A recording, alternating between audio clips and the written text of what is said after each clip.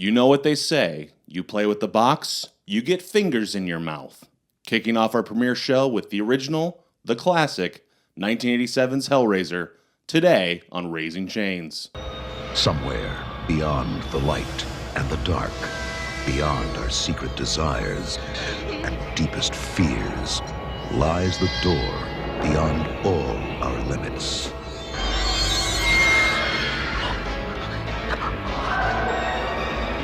We have such sights to show you.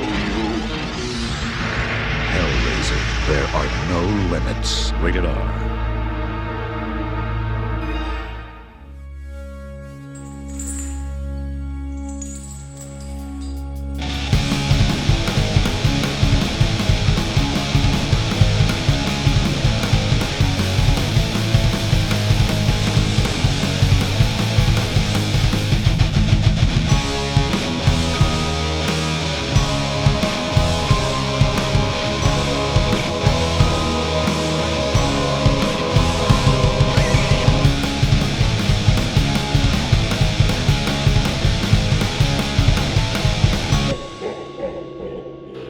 I'm recording on the. Can I hear? Can you just chat a little?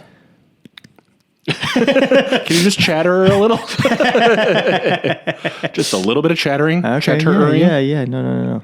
Hello and welcome to Raising Chains, a Hellraiser podcast. Yay. We have such fun to show you. Boy, do we ever. Oh my God. Hi, my name's Joey Berggren. I'm Andy Ryder. And I just want to, right off the bat, jumping straight into something, I'm going to call you Candy. Okay. Because I always have. Yeah. As long as you're okay with that. Yeah, I'm fine with it. So if anyone hears me say Candy, I'm talking about Andy. Yeah, this is in no way an affiliation with our Candyman show that we do. Which I will say, that could happen. Yeah, definitely. Immediately calling our shot on another season of this. Yeah. But hey, if we do get to there, like that, Candyman feels like a very natural next step. Oh, for sure. I know some of you were thinking, what about Wishmaster? I'm like, no, not right now. No, I don't wish Master to do that at all. Wishmaster, a classic, and we should talk more about these, but Wishmaster is one of those classic, like, don't know at all what it's about. I just know the cover. Yeah, that's all you really need to know. What's that one with? Oh my God. Okay, to be completely insensitive. Yeah. What's the one with that guy that died on the hike? You know that actor who got lost on a hike and died? I mean, there's been so many. A famous actor within the last couple years who died on a hike. Was it with Kevin Nealon when he goes on that hiking show? No, they vlogged. He was like, "Oh my God, I lost him. I don't know where he went." Oh no. He talks about it on Weekend Update. Yeah. For one season. This is going to drive me crazy. Okay, let's rush to Google and we'll just cut this out if it sucks. Actor who went missing while hiking is Julian Sands. And Julian Sands was the lead in a popular horror franchise that I'm going to find on his... Warlock. Do you know the Warlock movies? I only saw the first one. I never saw any of the others. Okay, I confuse Warlock with Wishmaster. Oh, yeah, that's understandable. And what a beautiful waste of time that was. Yeah, no. It's fine. Listen. What a beautiful waste. I understand now why you're like, hey, I hate this is insensitive. And it was insensitive that you confused a Warlock with a Wishmaster. There are two different groups of people. All right. One is a djinn, and the other is a sorcerer of some sort. And that's what Snoop Dogg was talking about. Yeah. That kind of djinn with his juice? Mm-hmm. That's what I thought. Speaking of waste of time. So, going way back, I'm going to call you Candy because on my other podcast, Everything Reviewed, we review everything with our dear friend Justin Sherman. Shout out. Shout out to Justin Sherman. I like to refer, I don't even remember if that was on or off pod, but at some point we started calling you Candy. No, it was on pod. Because your middle initial is C. Yep. Which, what isn't? What's the C stand for? I thought you were saying, what middle initial isn't C? I was like, that's a good point. What is C? It's Christopher. You know what? That was going to be my guess. Yeah. It's either that or Cameron. There's only two options. And let me say, disappointing. Yeah, I know. I'm sorry, bud. Couldn't have been. Oh, it could have been Charles. That was my dad's name. So, yeah. Oh, Charles Ryder. Yeah. So he was like, no, don't do that. Cool. CCR. Yeah. Oh, if his middle name was C, he could have been CCR. I don't know what his middle name is, honestly. Clearwater. Charles Clearwater Ryder. I like that name. My dad goes by Bo. I didn't even know his name was Charles for like the first 7 or 8 years of my life. I was like, his name is Charles? That's always fun when it's like a random, or like when someone's the middle name, they go by the middle name. He broke through. It's very hard. Like I've tried several times to like take on a nickname other than Candy. But like, this was before I was like, let me be Chris. And they were like, no. And I tried to be Please let me be Chris. I tried to be Andrew for a long time, and people just kept calling me Andy. Like at my job that I have, like I'm like Andrew, and then it always degenerates to Andy within the first 6 months. They're like Andy. It happens. Okay. Well, it was nice of you to try. Yeah, I tried. But hey, so we're both comedians. Yeah, we are. You definitely, me arguably. No, definitely. But we are two comedians in Los Angeles, and we're friends. Yeah. Safe to say? Surprisingly, yeah. This is exclusive on the pod. We are friends. Most comedians are not friends. It's not that I would not be friends with Joey. It's just that comedians are usually not like friends hanging out it's together. the other one. It's surprisingly we are friends. Okay, yeah. But, so a thing we do a lot, this is just a little history of the pod. Sure. That we're starting right now. Yep. Raising Chains, a Hellraiser podcast. Yeah. We like to go on hikes together. Walks, hikes, outdoor nature activities. We unofficially call them search parties. Jesus Christ.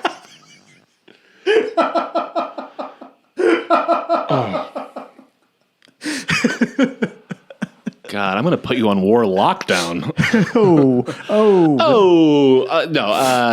We go on these like hikes. Walk hikes. Yeah. And right before the holidays, we were walking, and we talk about horror movies a lot because we like horror movies. And I like Hellraiser. Yeah. A lot. I'm wearing a Hellraiser shirt. Yeah. But fairly new to it, frankly. Yeah. Frank. And you have always you'll get the Frank thing in a little bit. The thing with Hellraiser is there are 11 movies. There's 11 movies, guys. And I know it's a franchise. It's famous for like, this thing got away from them. Yeah. It stopped being, the guy who created it, Clive Barker, his name's above the title of the first one, stops being his thing. Other people take over. There's the direct-to-DVD ones. Yeah. They look bad. You can just tell by the box art, these movies get bad. I'm going to stand up for those real quick. Okay, so a lot of those movies were not meant to be Hellraiser movies. They were standalone movies that Dimension Films, like, we have this script that we bought. Let's put some cenobites in this movie somewhere. And that is the reason for some of the quality going down a little bit. You're like, what is happening? Right. But I will say that doesn't, to me, read as a defense. That is simply information. To be fair, Die Hard had to start doing that after the first movie. They were like, we're going to start taking other scripts and just putting John McClane in these. Right. And we all see how well those did. But I think people think of those as like... They're actually good quality movies. Yeah. We could argue they slipped down a little at some point. But, all this to say, you've always defended... Yeah. All the Hellraisers, except the one you haven't seen. Except for the one I haven't seen because it was filmed in a week and a half. Tease. Tease. You've always talked strong, like said they're either good, they're bad, or they're so bad they're good, but they're, no matter what, they're like fun to watch, essentially. They're good times. And I've been like, I shouldn't watch these. Yeah. And my relationship with Hellraiser is, like I said, I saw the first one not that long ago, within the last couple of years, really liked it. I'm a big horror head. Yeah. But new to the Hellraiser franchise. Yeah. Really liked the first one a lot. Watched the second one, spoiler, liked it a lot too. Watched the reboot, spoiler, liked it a lot too. And then I was like, well, maybe I should watch more of these. Yeah. They're not what I thought they were going to be. So maybe I should commit. So we said, you like them all. I've never seen them. Right. We're comedians. Yeah. Why isn't this a podcast? Why isn't it a podcast? And guess what? Now it is. Now it is, baby. You're welcome. Isn't that beautiful? A beautiful thing to see. So here we are recording this podcast. Yeah. Which I want to say, we haven't officially discussed this element of it. I know I have a lot of friends who don't like horror. Right. And I just want to say, I still think you can listen to this. I think you can listen to this. I think you'll find that Hellraiser is, many have called it the thinking man's horror movie. I don't know why. They probably shouldn't. Sure. I mean, it's there's more thought to it than maybe Friday the 13th series. Yeah. There's less teenagers running around. These are full-grown adults who are being hurt. Yeah, and they're freaks. Yeah. They're dang freaks. Yes. Yes. And the thing is, again, I haven't seen them, so I can't speak to all of them. But for sure, the earlier ones, I'm like, there's so much going on here. Like, there's clearly a lot of thought. It's based on a book. You can tell that because it's like that feeling of there's a lot more going on here. I feel like I'm not even getting the full story because there's so much. The depths of this are crazy. But I was thinking about, why did I not watch these? Loved Friday the 13th growing up. Loved Halloween. Loved Nightmare on Elm Street. Why this one did not ever pique my interest? I think I know why. Okay.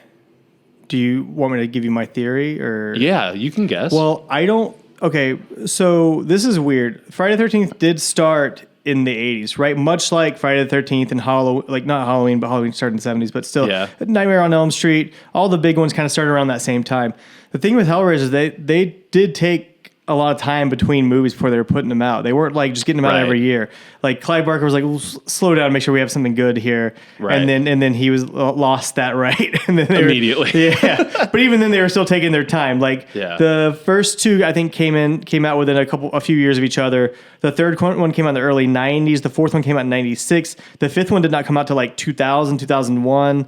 And then they put out like 5 or 6 more again within a period of like, I don't know, a decade. Yeah. So I mean, they were taking their time. So they weren't like when you were growing up, like you could see all the Friday 13th were all on TBS or whatever. Like they was like, hey, it's Halloween. Here's all the things. Right. For them, they had maybe one Hellraiser movie to put out. They're like, here's this one. That's true. I mean, I know for a fact it played on AMC because AMC or Turner, one of the two. I know growing up was Channel 59, but Channel 59 would always play like around Halloween. Like it would play a bunch of Halloween movies. It always would play Friday the 13th. Yeah. I feel like I was catching the same kills every time I threw it on. I'd always see that one from Friday the 13th 5 with the leather strap around the eyes where he twists it. Probably the coolest kill. Oh, yeah. I will also say this, too. Like, with the movies you were into, they were with studios that stayed together. Sure. The first two Hellraiser movies were put out by a very different studio. Right. So the rights to those movies, like I felt like that got like lost in limbo for a while. So they were not getting as much play on TV at the time. Yeah. Who put out the first one? It was like New Order Pictures or something like that. It was wide release in England by Entertainment Film Distributors. Yeah. Okay. Like that's the actual name. That we're not just like trying to be proper. It's like Entertainment Film Distributors. Yeah. That's the actual name of the distributor for the movie. Which is always like a great form of branding when it's like it's just like the name of the thing. Yeah. Restaurant complex. Yeah. Okay. Restaurant Suppliers is the name of an actual company here in Los Angeles that supplies actual restaurants with whatever they need. Yes, we got the name. Yeah. Great news. I called my LLC company and we got it. Take that.com.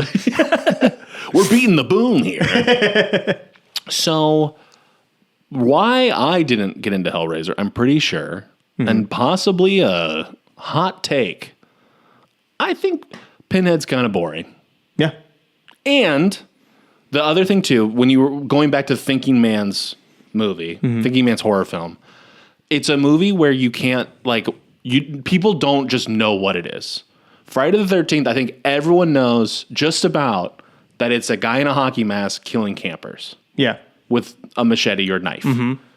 And like Freddy Krueger, Nightmare on Elm Street, people know like, oh, he invades dreams. Right. And I think most people just infer or know like, oh, it's about teenagers. It's like set in like schools and like it's a dream thing. Chucky's a killer doll. That's kind of all you need to know with that. Obviously, there's a lot more lore to that franchise on the whole, but like those, you know the kind of basis just from like seeing the poster, seeing the box art. Yeah. The box art for Hellraiser is Pinhead holding a box. Like a tiny little box. And you're just like, what is this? Right. And like the thing is too, Pinhead, everyone probably knows Pinhead, but if you don't, he's got a bunch of nails in his head. They're not pins, they're nails. Yeah. But they're placed specifically in like a pattern, and he does not look like he's pained by them. No. So I think part of it too was like, he doesn't look hurt. He looks, and I don't think nails in your head are scary. Even as a child, I wasn't scared of Pinhead because he got hurt by it. I mean, I wasn't scared of what he looked like. I was scared of what he could do to me. But he's just holding a box. He looks like he's a mover. Dude, I don't know. But you as a kid, you were like, that thing could do something to me. Yeah. Okay. For me, I was like, this does nothing. I'm not at all freaked. I saw the chains coming out of the box. I was like, that box is not good. Oh, you saw the chains. Oh, yeah. Okay. Yeah. The chains, if I saw the chains, I would get a little My more. dad was very free with like letting me watch whatever he was watching, regardless of my age. I was like, I don't think I should be watching this actually. Yeah. There was that one scene from Was it Nightmare on Elm Street 5 where the woman turns into a cockroach while she's like lifting weights? Oh yeah, I think that's 4 maybe. Was it 4? Okay. Yeah, but that rocks. But either way, I was like, why are you letting me watch this? That was pretty, when her elbows like break. Yeah, That's break pretty open. gnarly. Yeah. Yeah. I was like, that's insane. I didn't like that either. When I was a kid, I was really afraid of being stabbed in my armpit. Really? Yeah. That's understandable. Because I thought it was like taut mesh, or if you got stabbed through it, it would like, I don't know, like Your arm imagine just you're flop like, out? Yeah. Yeah. Like imagine you're stretching like a canvas. Yeah. And then you cut into it. Like something about that really made me uncomfortable. I thought it'd be like loose, like if someone cut like a canvas on a easel or something. Yeah. I can understand that. Like what a weird, I remember sleeping with my arm up and being like irrationally afraid that something was going to stab me in the armpit. See, I was afraid that something would get me, so I'd put the blanket over my head. I was like, this is what really gets me, is me suffocating underneath this blanket. Because I was like, so I gotta take turns. I would like take turns, like taking the blanket off my head and putting it back over. Because like, what about the things outside? I was like, that's a good point. It was funny to be like afraid. Like I had a big room as a kid. Yeah. And the bed was on one half of it, so the other half was really wide, which kind of freaked me out. Like there could be something over there, so I would face the other way. Yeah. And it's like, oh well, then we're fine. Like as long as I'm not looking at the open space. I don't know. I could see that. I remember, did you ever have, like, okay, I had a sock monkey as a kid. Oh, yeah. Do you remember those? Mm-hmm. That genuinely creeped me out for most of my childhood. But at the same time, I was like, my parents would give me this. I can't just get rid of it. So it's just going to stare at me from the toy box at all times. Interesting. Yeah. They were kind of freaky. Their unblinking eyes just, like, freaked me out all the time. What movie was that where there's, like, a puppet who's sort of like a sock monkey, and then at one point the frown is upside down and it's like evil? What? I think it's Idle Hands. You ever see Idle Hands? The movie where it cuts his own hand off? It was a long time ago. It's like a horror comedy. Yeah. At one point he puts like a puppet head over it to like contain it. Oh. And then at some point the mouth flips in a way that's like it couldn't have happened. Oh. Like it kind of breaks it's about a Should I watch that possessed movie hand. again? Is it good? I liked it. Okay. I haven't watched it in a while though. Devin Sawa, I always liked him. I was like, man, I hope more things from... Last thing I saw him in was SLC Punk. Minor spoilers for the film Idle Hands, I'm going to tell you. But at one point he goes to prom because his hand gets loose. Or that part. And the Offspring are the band at prom. Do you remember what happens? Don't they get possessed or something? No. On stage, he gets on stage, Devin Sawa, and is like... He interrupts the band. He's like, everyone, there's a killer hand on the loose. Everyone run and you have to leave. And then Dexter Holland, the singer of The Offspring, shoves him away. And he's like, really funny prank, kid. All right, let's get back to and then the hand lands on his head and just closes its hand and scalps him. Whoa. He's like, what? And he gets scalped. That's cool, man. It is pretty fun. Yeah. But we're not here to talk about Idle Hands or The Offspring. We're talking about Hellraiser. Well, that's not Pretty Fly at all. No. So going way back, jumping all over. This is our first pilot. Pretty We're figuring Fly it for out, a right? bite guy? Is that a thing? No, I don't care. Cenobite guy? Yeah, Cenobite guy. Pretty Ceno for a bite guy? Yeah. That feels... It's a little sweaty. That's but, really trying hard. Whatever. This isn't about trying hard. I don't think you need to be a horror head to enjoy this show. Yeah. And on top of that, I don't think you need to watch the movie if you're scared of horror. No. 'Cause- in fact, like... Again, like with going with normal horror movies, it's usually like pretty young people running around being scared by things. In Hellraiser, a lot of these people were kind of warned off the box. They're like, don't do that. Also, they're normal looking people doing weirdly sexual things. Like, and like, not where you're like, oh, this is fun. You're like, oh, that guy's like tied up in a weird way. This is another thing I didn't know about these movies growing up. And eventually I had to get figure it out, but they are super horny. Yeah. These are like pleasure and pain, sadomasochism, sex, bondage, whips, change, yo-yos, that quote from Black Sheep, Jojo the Idiot Circus, whatever. But anyway, they're gory, they're sexy, people are finding pleasure from the pain. Yeah. And when you're 11... That's not totally hitting the same way. No. You're sort of like, I don't see how this could be pleasurable at all. Like most of the people in these movies are like in their 30s or 40s. You're like, should that woman be in that spandex costume? It's like, well, she feels good in it. So yeah we're going to let her be in it. And it's weird. The other thing, again, going back to the pinhead thing, it's like he's enjoying pins in his head. Yeah, he likes it. They never seem to imply it hurts him. I feel like first off, we'll have to get into the Cenobites, but... the woman Later, she's known as like Gasp, right? Or is that a different Cenobite? I don't think it's ever the same woman after the second one. Well, either way. She gets a name. The female Cenobite in the third one does get a name, though. Her throat's open. And that looks painful. And when she talks, it sounds like it hurts. Yeah, but she's smoking a cigarette through the open wound. In the first? No, in first in the third one. Okay. Yeah. Got we're talking about the first one. Sorry, my bad. She also does not seem to be in pain at all.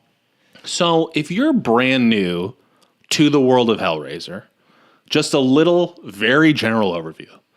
But basically, and I think too, again, going back to why it didn't click for me as a kid, is like there's just sort of a lot of like setup to figure out.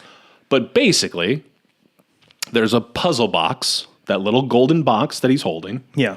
Which is the lament configuration. It's called the lament configuration. It's called the lament configuration. Yeah. Easy to remember. Yeah. And then if you solve the puzzle, these hell people, the cenobites, show up, which Pinhead is one of them. Also, I don't know if horror people know this. Pinhead is like not his name canonically. Yeah. That's a nickname they gave him on set that just became the name of the character. Yeah. Again, I go back to their nails. They are clearly nails. Well, the show was shot in England, so I think they have a different name for nails there. Do they call them? They don't, right? Boy, Joey, hit me a pin, yeah? Give me a pin. Yeah. That'd be so funny. A house pin. Not a hairpin. Oh, I stepped on a pin. Yeah, so his name's not Pinhead, but then it becomes Pinhead because, like Leatherface, that's his name. Yeah. Chucky, they call him that in the movie. They're like, Leatherface, get over here. No one calls him Pinhead in the movie. Right. In fact, isn't his name like Lead Cenobite? Yes.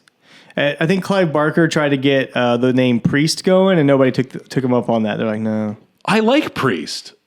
I like Priest too. I don't have a problem with Priest. I just like Pinhead. I would be cool. I think because Priest is just a one syllable word. You're like, yeah, I get it. Priest, lawnmower, other one syllable word names. And you think lawnmower is one syllable? Isn't it? It's like a French thing, like lawnmower. That's still three. Is it? Yeah. I don't know. I think we have to agree to disagree. Did you ever learn the clapping thing for syllables? The what? That you clap. Lawnmower. It's 3 syllables. We just went with whatever sounds right to us. Lead Cenobite. 3. Lead Cenobite? Pinhead. Huh? 2. Lead Cenobite has like 4. Lead is 1. Yeah. Cenobite. Oh, you're right. Okay. Well, Mr. Okay. Clap on, clap off over here. That's my Cenobite is the clapper. The lights keep flickering. I make the lights flicker from just doing this. Pinhead's like mid-speech, like, can you stop? Yeah. Can you stop that real quick? Hey, they're not afraid of you. Okay. Should we dive into this movie? Yeah, Are you ready to start talking about it? Okay. Boy, am I ever. And now we've reached our famous segment, Talking About the Movie. Yes. Okay, so you called. We talked about the movie. That's the other thing too. Is like everything they say in it, the Cenobites, is like wordplay scary. Mm-hmm. It's like threatening in a way that when you're a certain age, like that's scary. It's more about the way they look when they're saying it than what they're actually saying. Honestly, you're like. You called, we came. That could be anything. That's like the Pizza Hut delivery guy shirt that says that. You're like, all right, good. That's the Ghostbusters tagline. Yeah. Whereas, like, I like the stuff where it's like, you're ready for prime time, bitch. Yeah, like, exactly. That's what scared me when I was. And he pulls her in a TV. Yeah, that freaked me out. But we have such sights to show you. Not scary. No, that's like a line that was probably cut from Willy Wonka. Yeah, you're exactly. Like, all right, let me see it quickly. Yeah, you did this. Willy Wonka. Yeah.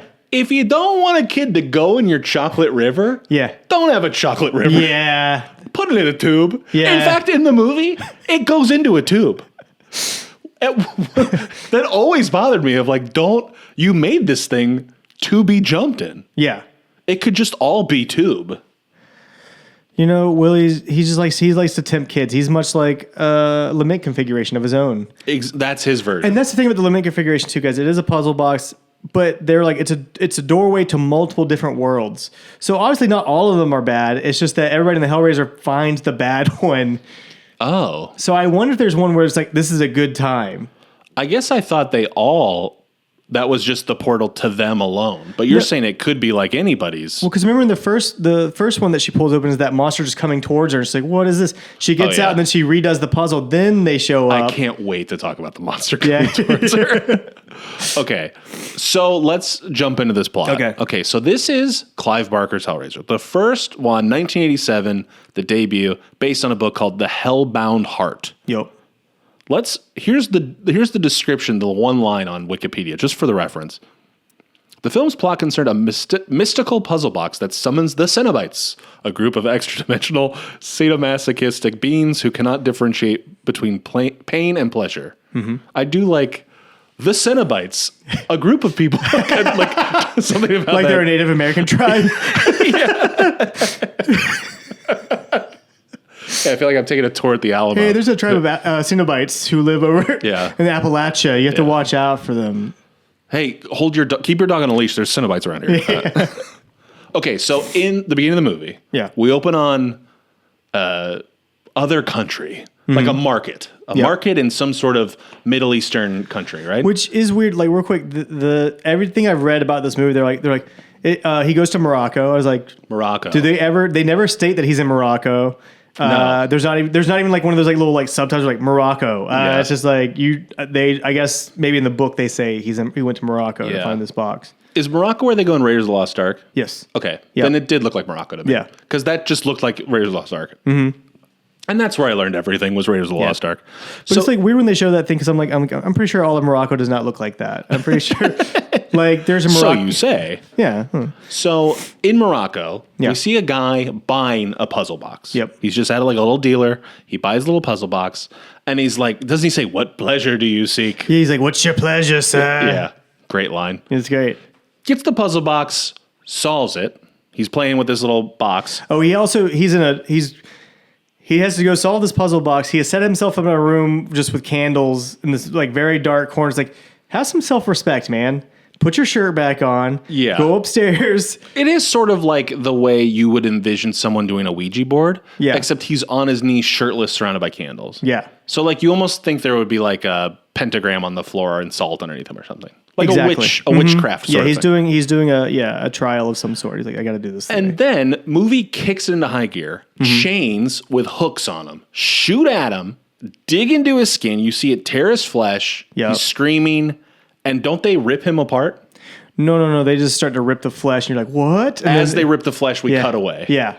To a house. A house in England. Or it's not set in England. It was originally filmed in England, and then they realized that during the making of the movie that they're like, we should set this in America. Is it America? It's supposed to be? It's supposed to be in America. For sure thought it was in England. No, they're like, let's set this in America. It definitely was filmed and shot in England, but they were just like, because they had to dub over the British actors to give them American accents.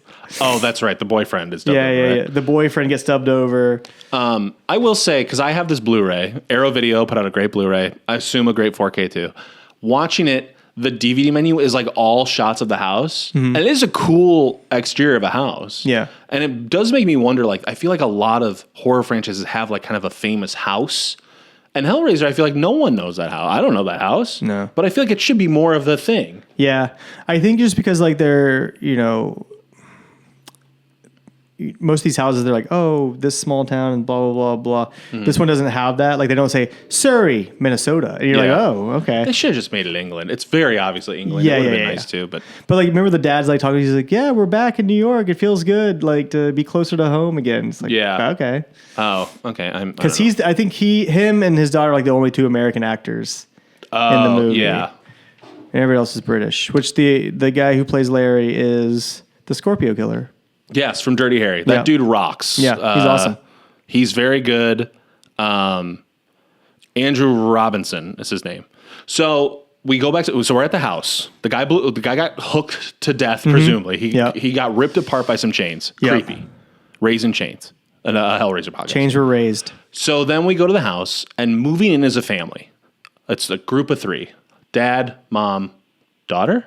No, she's not with them. She does not like the stepmom, so she did not. Also, she's like an adult, and that's where it's confusing. Yeah. So, real quick, it was based on. It was blowing this. No, you're great. Joey, don't do it, dude. You're fine. You're fine. No. Oh, that's it. I'm solving the lemon Yeah, configuration. play with that box for a little bit. I do have a Rubik's Cube in the other room. Anyway. In the short story, Kirsty is not his daughter. She's just his work friend. She doesn't. Oh, yeah. She doesn't live there. Yeah, she doesn't live there. That's right. She's not. She's just concerned about her coworker. She's like, "Hey, are you all right?" He's like, "Yeah, I'm cool. I moved back in with my new wife or whatever." You're like, "Okay." But here, Is like, she it's his related daughter to them? in the book. Yes, in the movie. In the movie, she's his daughter. Okay. And he's like, "Hey, why don't you come by?" She's like, "I don't like." Like, she doesn't say, "I don't like Julia," but she doesn't like Julia, who's the new mom. Yeah, the stepmom. And also, the daughter's like 20, 21, something like that. She's in college. I think, she's in college. She's in uni. She's in uni. Yeah. Dad, can you come over and help me hang a pin? Yeah, they had to take that out because they were like, first off, you're not British. Oh, yeah. Like, you're She's an American, doing a bad accent. and you're doing a really bad Cockney accent for That some reason. wasn't me doing a bad accent. That was me doing her accent perfectly. Yeah, but yeah. hers was bad. Hers was bad, yeah. Just to clarify, yeah. If you haven't seen the movie, she does this thing where she keeps doing costume changes into different characters from Clockwork Orange. And it takes a lot of time with from the movie. And you're like, why are you doing this? Yeah, she talks about her droogs. She's always drinking milk. And if you haven't seen the movie, I'm sure you're following along very well so far as we're like, 3 minutes in. This all makes sense. Okay, so we see a husband and wife moving into a house. Mm-hmm. Larry and Julia. Yep. And from the jump, it's like, these two shouldn't be together. They should not be. She hates him. She hates her life. She does not like what's happening. She does not like the house they're in. And to be fair, they start going through closets and they do find a bunch of maggots. There are maggots in the house. Which that was the grossest thing in the world to me. More so than anything else in the movie. I was like, ugh. I know, maggots are gross. I get it. Gross house. I understand. So they're moving in, and we realize that, I don't know how they tell us this, but Julia, so Frank, excuse me. Larry. I'm blowing it! Do you need to get that puzzle again? Yeah, let me play with this for a second. So Larry, the guy moving into the house, is the brother of Frank, the guy who got chained. Yep. Julia, his wife, was sleeping with Frank. Boy, was she ever. And the thing is, you hear about this, don't sleep with the brother. No. Don't go siblings. No. If you're gonna stray far away. Yeah. That's why we on the pod say, if you're gonna stray far away. Live by it, guys. We do. That's right. So as they're moving in the house. Yeah. Julia reminisces about her time with Frank, how it all went down.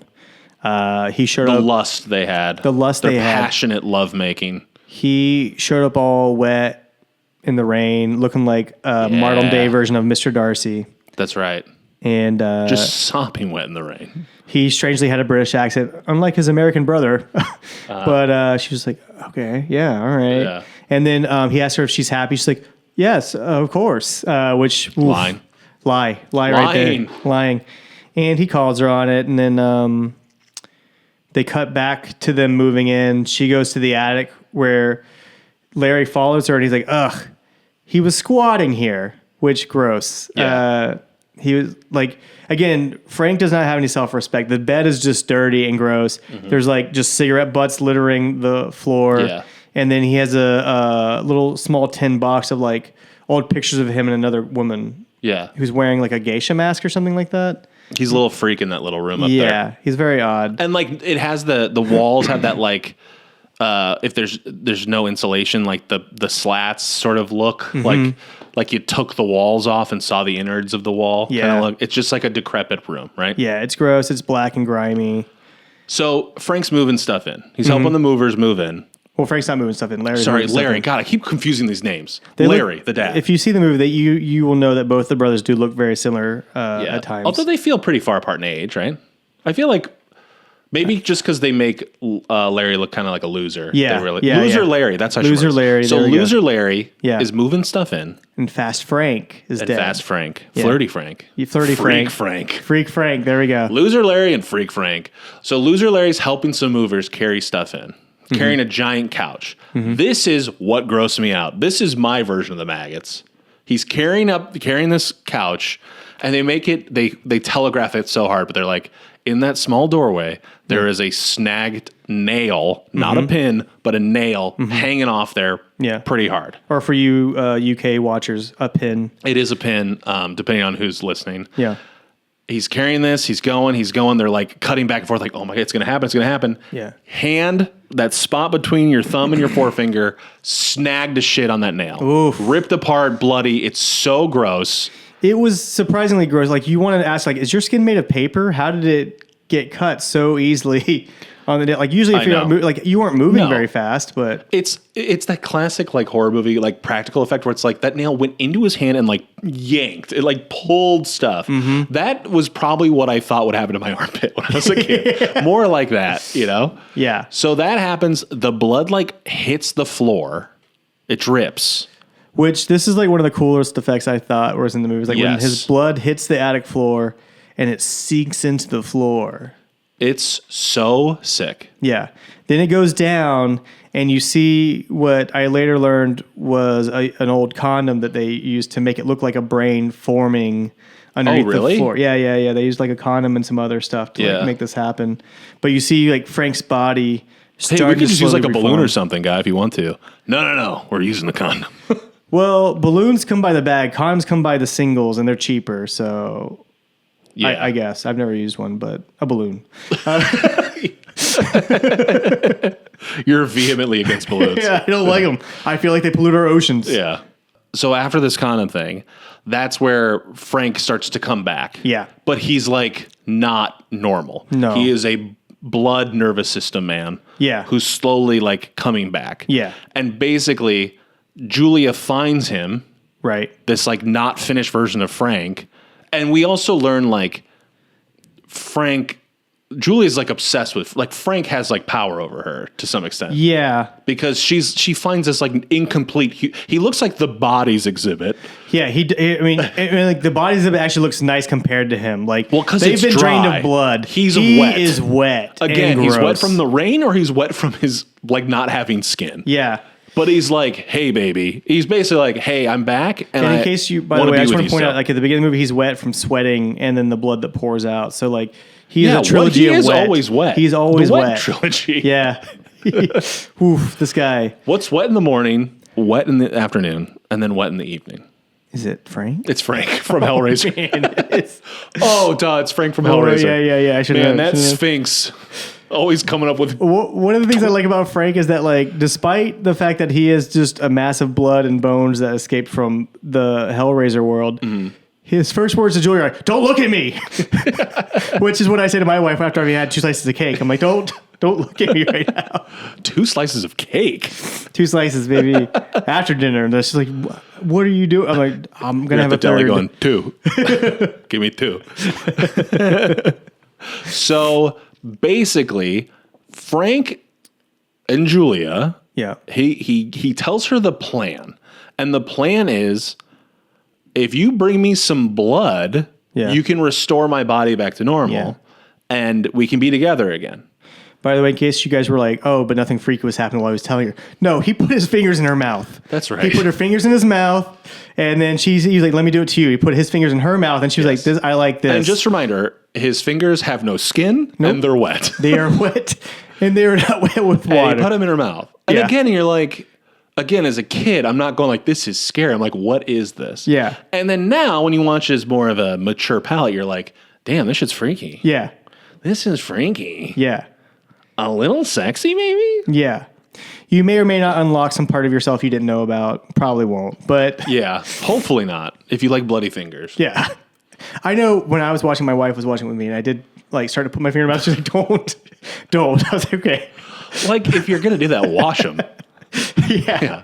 Not after 2 slices of cake. No. I was like, I thought you wanted the cake. She's like, I want cake from the cake, not from you. You do it like a guy just testing as they walk by.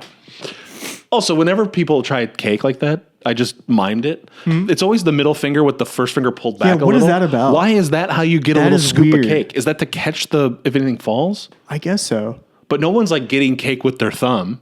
They shouldn't. Listener, my fellow listener, my dear listener, imagine, if you will, you're walking by a cake and you want to try it. And you decide, I'm going to put a finger in that cake to just try the frosting. Dollars to donuts, you're using the middle finger with the first finger bent back just a little bit. Yeah. Why is that how we all decide to pick up frosting from a cake? I will say this. Now, I know why I do this because I am selfish and I love cake. I use both fingers. I go in with the pointer finger and the middle finger at the same time. I'm like, more cake that way. I actually use the super finger, or the shocker. I drop out my pinky. The reason you do the shocker is the pinky gets that little trim at the bottom of the sheet cake. You know, the little flowers or whatever at the bottom. Okay. Yeah. 2 in the frosting, 1 in the tier.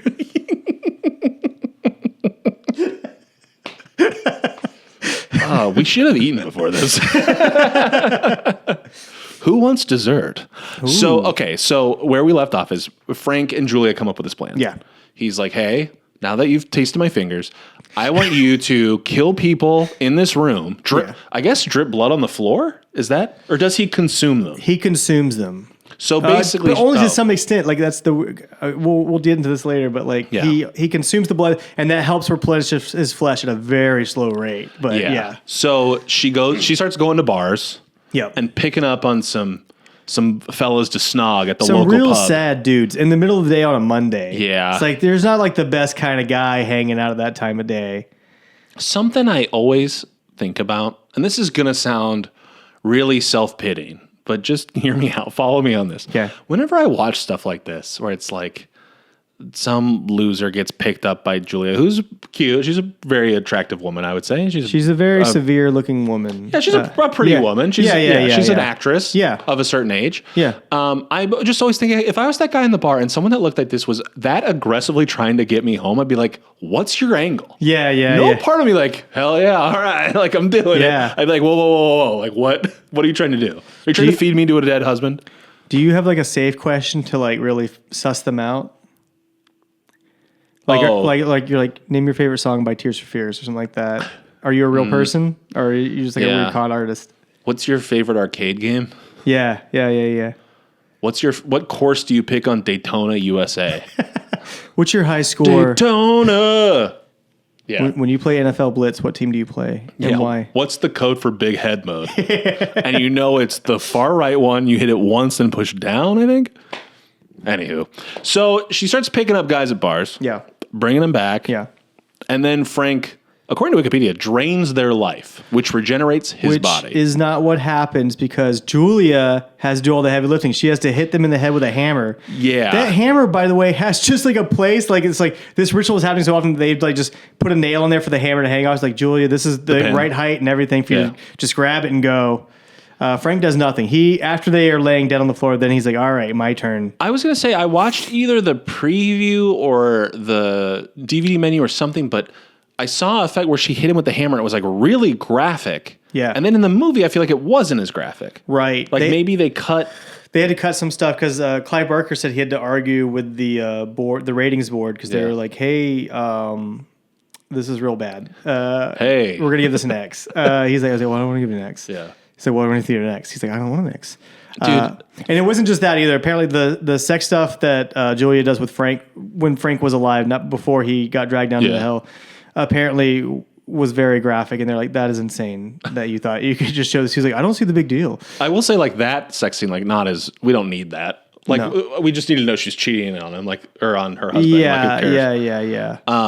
So, and then during all this, basically, Frank tells Julia what's going on with this box. Mm-hmm. And this is where we find out that Frank is such a dang-ass freak. Yeah. That he was basically like, I'm out of horny shit to do. Right. He got so horny and got so, like, done with everything that he went to Morocco and got this box, which is supposed to, quote, provide access to a realm of new carnal pleasures. Yeah. He's like, okay, I'm so horny, I gotta get hurt. Yeah. And so he finds this box where if you solve the box... I want to know the sales pitch, though. Like, to get him to buy that box. Like, what can I say to you to get you to a carnal box of pleasure right now? Yeah. What can I say?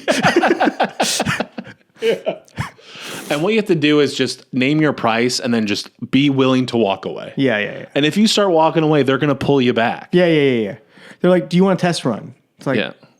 No. What can I do? Look, we got a perfectly good 2014 Lament configuration. We could see you in this driver's seat. Just pop a seat in it. Just give it a feel. Take the roof down. Go down to the basement. Get some candles lit. Yeah. Oh, get on your knees. Take that shirt off. Take your shirt off. Sweat a little bit. And so he talks about how when he solved the puzzle, the cenobites show up. And this is where we introduce the cenobite. Is that where we first see them? Or is it not till Kirsty? I think it's not until Kirsty. Yeah. Like, he talks about them, but you just see chains. I will tell. It's Kirsty. Is it Kirsty? According to Wiki, it's Kirsty. Oh my gosh. I also thought it was Kirsty. We've been texting each other Kirsty, but yeah. I called her Kirsty 2 different ways too. I called her with IE or then also with a Y. What? I called her Kirsty with a Y, but I also spelled it IE as well. Yeah, I think it's Kirsty. Okay. But you know what? Who cares? Yeah. So Kirsty, we'll call her because I think that is what it is. But Sure. Kirsty is visiting, goes in the house. Why is she at the house in the first place? Her dad calls her up. It's like, hey, we're back in town. She's like, okay. Loser Larry. Loser Larry. And she's like, cool. And he's like, maybe we get together lunch. She's like, yeah, I don't know about that. But then she kind of likes her dad. She does not like Julia. She knows something's up with Julia, unlike a lot of the men that she picked up in bars. Who are like, no, she's cool. No, I think she's pretty cool, actually. So she goes to the house. Yeah. Oh, that's what. So she's going by the house. Yeah. And she sees Julia bringing a strange dude in. Wait, is this before or after the very long montage of her walking by the docks? Oh, yeah. I think this is after the dock montage. She walks around the docks for a while. Yeah. She gets invited to a dinner party. She brings her boyfriend who does a cool cigarette trick. Oh, yeah. We talked about this. I texted you about this. I actually think this is cool. I do like when you watch a movie and you see an actor play a guitar solo or do a magic trick where you're like, oh, that actor actually did that. Mm-hmm. That took some skill that they knew on their own. And this guy does that thing where he has a lit cigarette and a stubby cigarette in his mouth, and he flips it so the lit part is inside of his mouth and then flips it back out. Yeah. And I'm like, that is cool because he really did that. I don't deny that is cool. What I will say is gross, though. This is the second grossest thing I've seen in the movie. And we've seen Frank just walk around with no flesh on his body. And his fingers in Julia's mouth. His fingers in Julia's mouth. Is when later on Kirsty and her boyfriend are making out near the subway. I'm like, you just saw where he put that cigarette, right? That is disgusting. I know. That's so gross to me. I can't. I assume you've never smoked a cigarette. No. Have you kissed someone that smoked a cigarette? Yes. And? Didn't like it. Yeah. Yeah. I was like, what is happening? I get it. So Kirsty goes to the house. Yeah. Either before or after the dog. She's got this boyfriend who gives a shit. She goes to the house and sees Julia, the stepmom she doesn't like, walking in with some dude. Yep. She's like, what the heck? She's cheating on loser Larry, my dad. So she goes in the house, goes upstairs, and she sees Frank. Yeah. Blood man, Frank. Yeah. And he's freaky to her. He's gross to her. He starts off like a normal uncle. He's like, hey, I'm your uncle. And then he says, come to daddy. And you're like, buddy. Yeah. Okay. And that's only the third time he said that in the movie. He said come to daddy multiple. He says come to, that's his catchphrase in this movie. This is a movie that loves to utilize the phrase come to daddy. Yeah. No question. I don't know if this movie originated the phrase come to daddy or if that was part of the BDSM world that Clive Barker was part of. Yeah. I don't know. But I do know that they definitely use it a lot in this movie. So they hammer it home. They make it a thing. They're like, was daddy sexy then too? Was there a sexual daddy? I don't. So it's again. And you feel like the person I should be asking this to, by the way. Here's the thing. No, Andy. It's hard to tell because here's the thing. Again, they had to dub over the British stuff that they would say in this movie. So I think their original phrase was "come to dada," and they were like, "All right, let's change it up to daddy," right? Either way, I'm like, was that sexy? Yeah, I don't think so. So Kirsty's freaked out by Kirsty. Freaky Kirsty. Yep. I did write Kirsty. Oh my God. Yeah.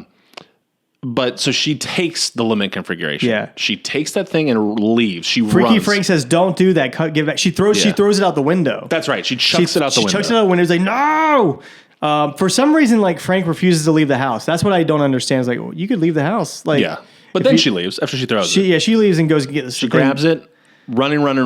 Yeah. And then she just passes out from running, I guess. She passes out. Also, we should point out that throughout these scenes that Kirsty's having her own like weird moments because she keeps passing by this like weird like homeless dude. Yes. Who is like being genuinely creepy around her. And like she works at a pet store. She finds him eating crickets. Yeah. By the handful. He's like a classic hobo. Yeah. Like think of that bird lady from Home Alone 2. He's like that vibe. But not fun or friendly. Yes, no, and he's eating live crickets. And I think that was real. I think he was really eating crickets at a pet store. Again, Candyman reference coming up. Yes, exactly. But I think he was crickets go in, bees come out. Yeah. It's the circle of life. Yeah. And it moves us all. So Kirsty runs away, passes out. Right. As she's running with the lament configuration. Yeah. So then she wakes up. She's in a hospital. Yeah. Not feeling great. No. They took her clothes. They put her in one of those like weird nighty the gown things. They took her clothes, but they left her with the lament configuration for some reason. Yeah, she had this. Just leave it on the nights. It looks like a fun little toy. Leave it with a little doll. Also, not for nothing, but whenever I watch this scene, because I've seen this movie a few times, I think, wow, these walls really feel like a pool. Yeah. Like they're very like big white tile squares, which it's an effect later. Yeah. But in this moment, you're just like, this feels like they're in like a high school gym's pool. Yeah. And it's weird too because like unlike a lot of dramas where like somebody's in a hospital, like I have to leave. They're like, you can't. She's like, I can. I'm checking myself out. They're like, okay. This movie they do not let her do that. They're like, no, you have to stay there. Yeah. No, they're like, you have to stay. You have to stay. So then what does she do? If you're like you're holed up, you're stuck in a hospital bed, you're not feeling well. Mm-hmm. Well, hey, I've got this little puzzle. Might as well solve it, right? Yeah. So she solves the lament configuration. Yeah. And what happens but the cenobites show up? No. Oh, is this when the hallway opens first? Yeah, the hallway opens up. What happens but the hallway opens? And like a lot of you, if a hallway just suddenly opened up in your hospital room, you're like, let's go in. Yes, absolutely as well. And also, this is where the tile thing comes into play because there's like lights behind the tiles. So like imagine like the checker print of like a bunch of squares, tiles, like lights beaming between them. Looks pretty cool. Yeah. Cool effect. A lot of cool practical lights effects. Imagine the effects. wedding scene from the first Beetlejuice movie where like the thing suddenly comes in. It's like that effect, but less fun. Yeah. Because she goes in and then all of a sudden a creature starts chasing her down. Okay. So let's talk. The engineer, I believe this creature is called. Oh, yeah. The engine. That is what it's called. I forgot about that. That's called the engineer. Let's talk about the engineer. Yeah. I think so many, you're watching this, you're like, wow, they like, the gore and creature stuff is so cool. You're like, wow. Like Pinhead, we'll get into the Cenobites in a second, but unfortunately you see the engineer first. Yeah. And then there's like a giant head, like the size of a human body head. Yeah. With like a spooky eye. And then it's just one spooky eye though. And it's, Yeah. It was just one eye, right? It has like a second eye, but it's like small. It's closed or something. Yeah, but there's one like kind of wonky eye. Yeah. You should Google the engineer. Yeah. If it comes up, I don't know. And then the body curls up like a scorpion almost. Mm-hmm. And then the back legs are clearly a man's arms in a costume, but like inside of it. Yeah. And then he's clearly on wheels. It's on a dolly track, which on my Blu-ray is clear as day, like a silver dolly just pushing it down the alley. And it's kind of creepy. Yeah. A little. And it's if you're not expecting it and you're watching it on a bad TV like I do, then it's real bad. I bet on VHS in the 80s this thing went hard. Or 90s, whatever.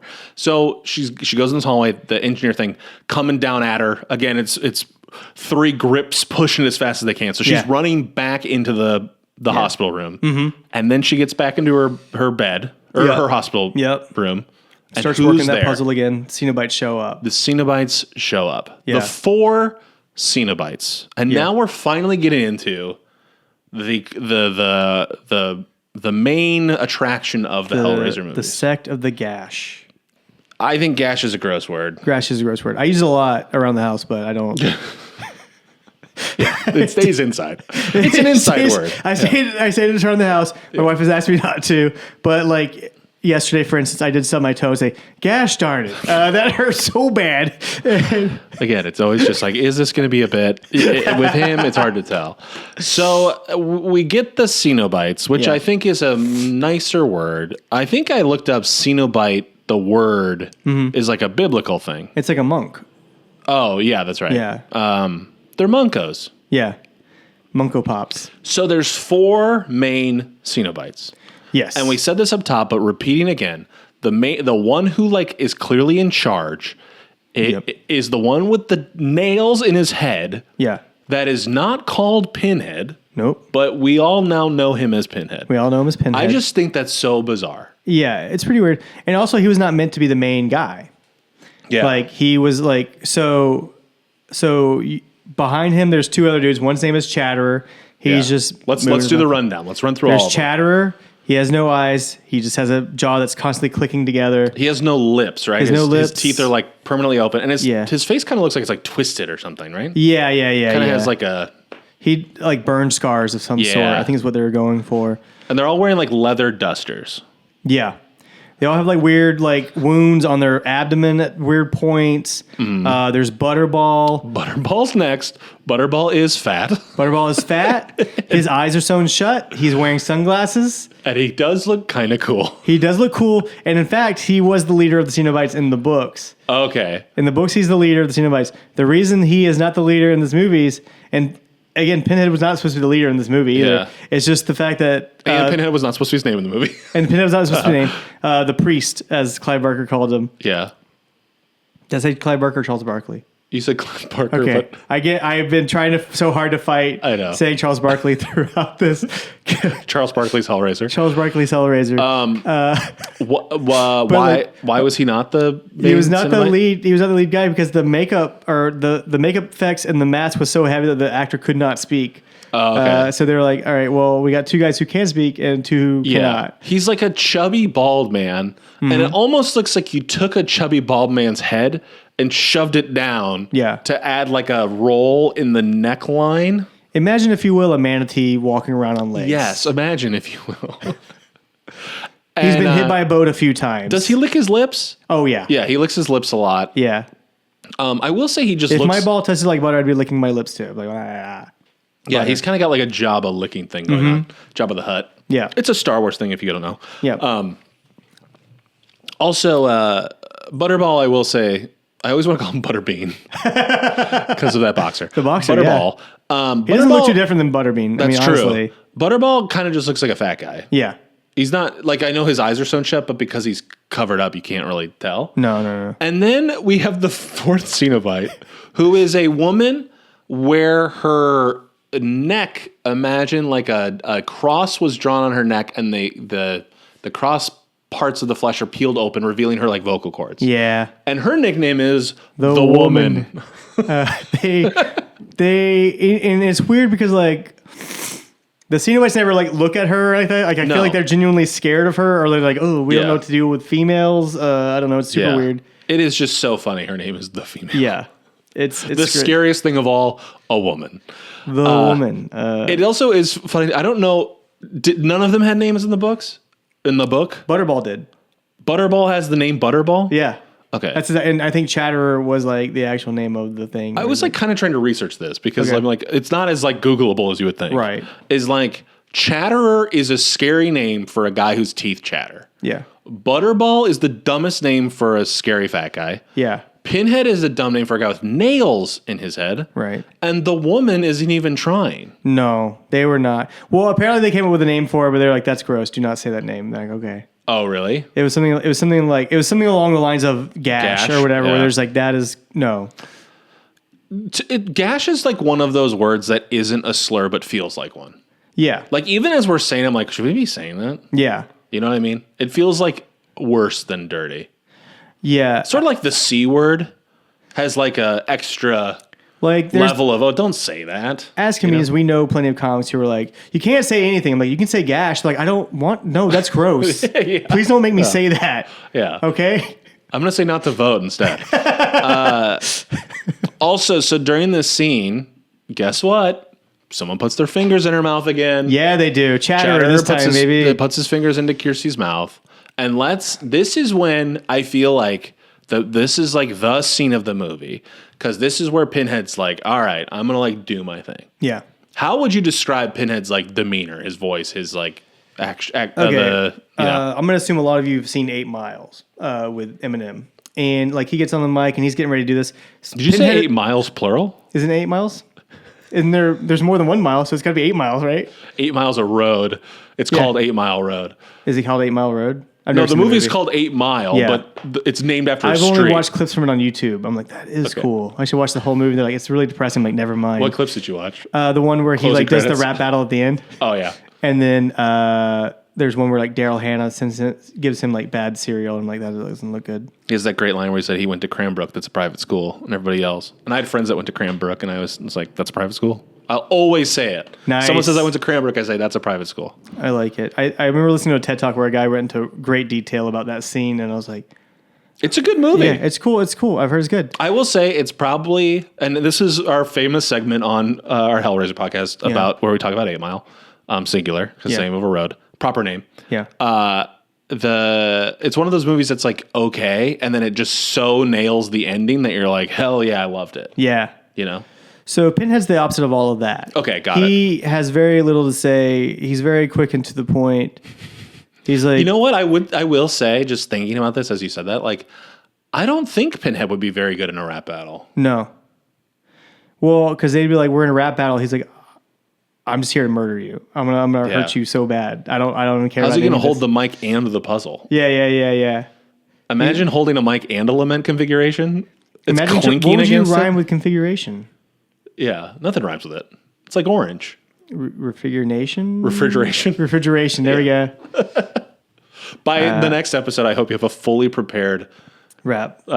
Pinhead rap. Yes, I think so. I'll be working on that night and day. Yeah. Honestly. We have such bars to show you. Yeah.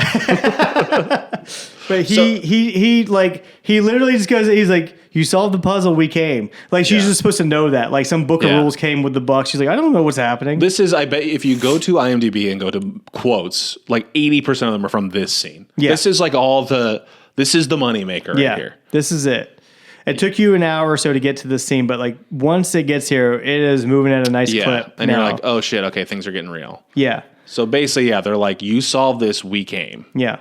And she's saying stuff like, go to hell. And then they're like, not without you. What do they say? Yeah, we're taking you with us or something like that. Yeah, not empty handed. Yeah. Everything's said like kind of in a coy way, you know?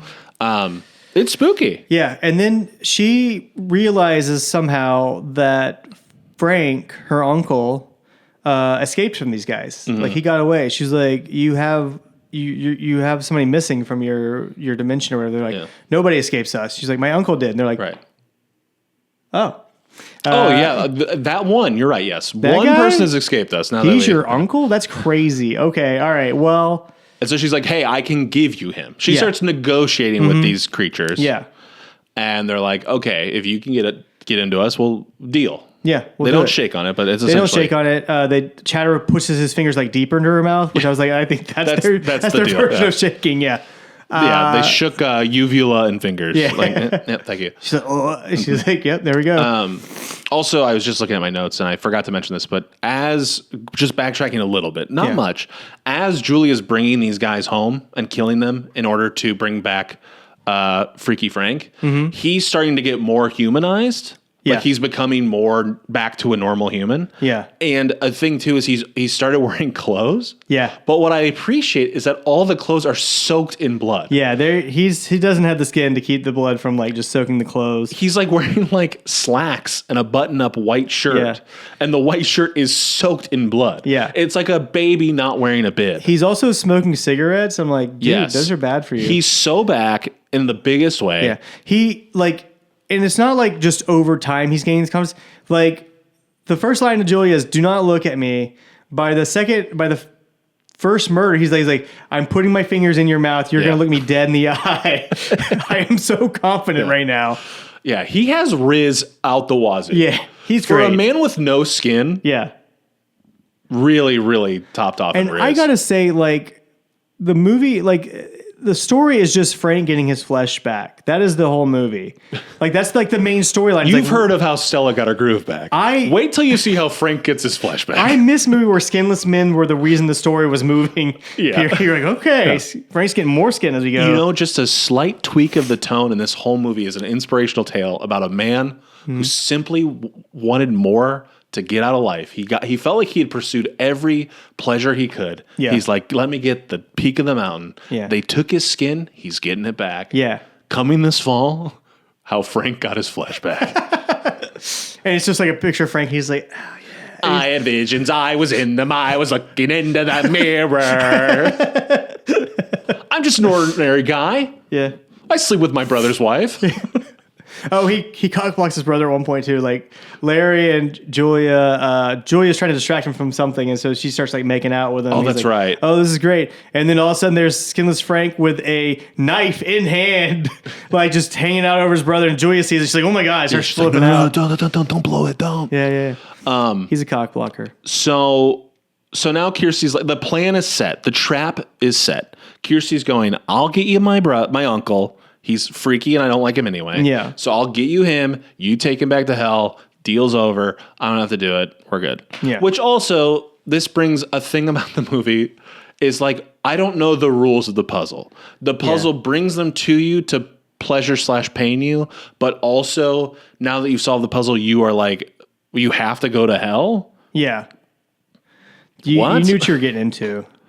I guess I like, no matter how horny a person gets, I can't imagine you're like, well, I guess I'll just go to hell on purpose. Like now. You know what I mean?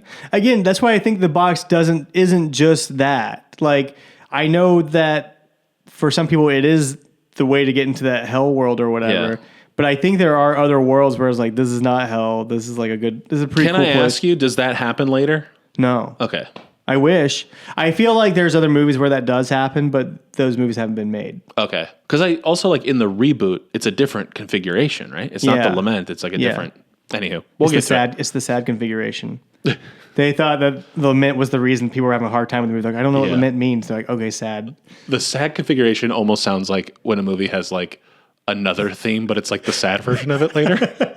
And you're like listening to the soundtrack on Spotify, and it's Yeah. like, oh, that's the midnight melody or Yeah. whatever. Okay, so Kirsty goes back home. Yeah. The plan is this plan is set. She's Plan like, is set. I'm going to go home. I'm going to take care of this. So she goes back home, Yeah. and what's there? What does she see when she goes back She in? sees her dad, who's like, hey, Loser Larry. honey, what's going on? Yeah, loser Larry's there. He gives her an embrace. But something's off with him, right? Larry's clearly bleeding from the head. Larry has like goop. Yeah. It looks like he's wearing a wig.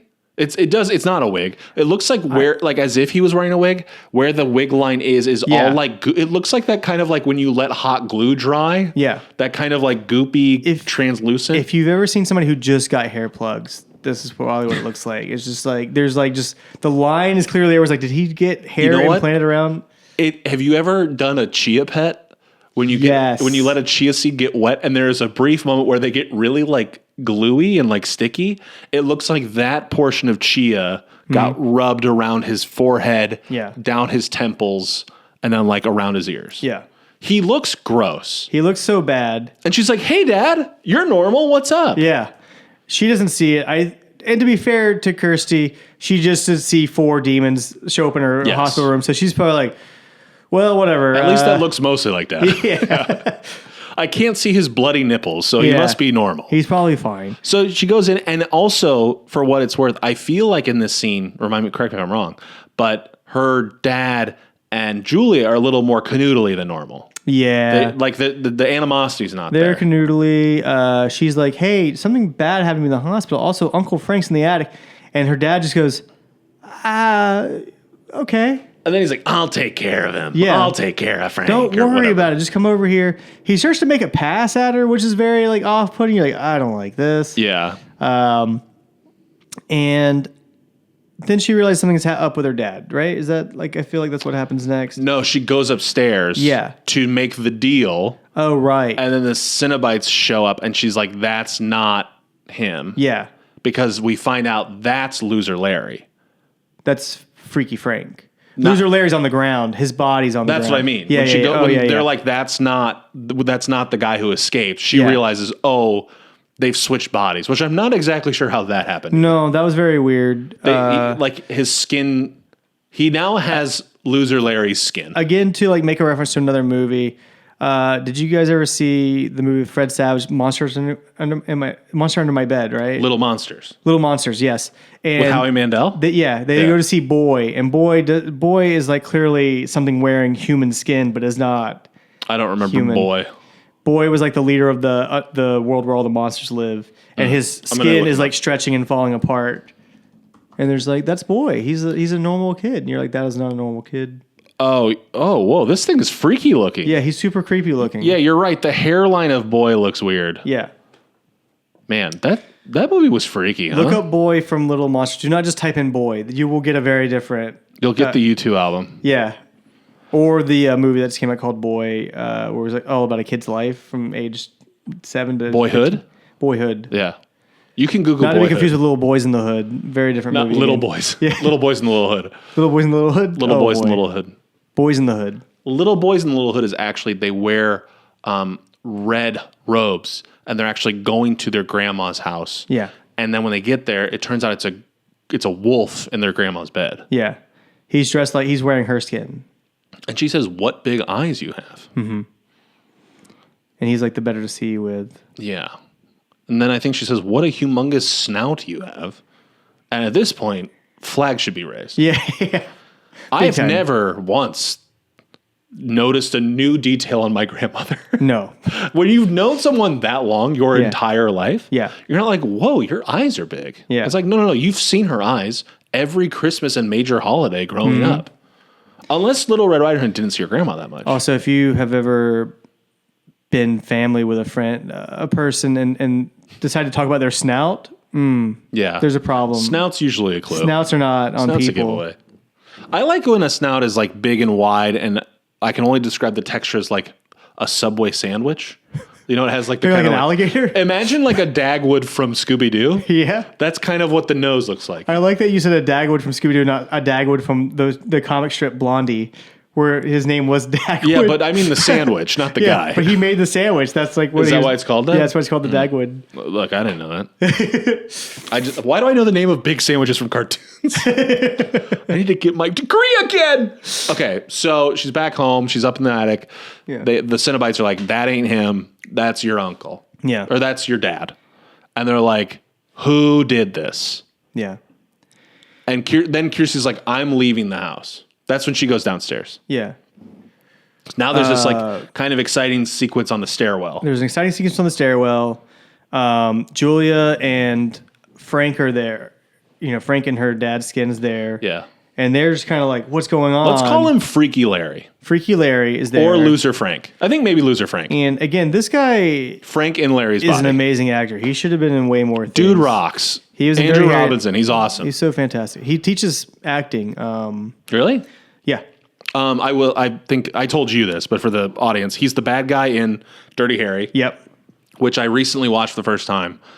Awesome movie. But yeah, he's like very good. And you're like, oh, this guy's like a good actor. Yeah. And I truly think maybe he didn't get more work because like he's so freaky in those. Like you're kind of like one of those roles where you're kind of like locked in on like, oh, that's who he is. He's not going to do like a Breakfast Club type movie where he's like hanging out with the crew and because the rest of them are like, what's wrong with you? And it's that thing too, again, we were talking about this off mic, but like he plays like sort of a drip.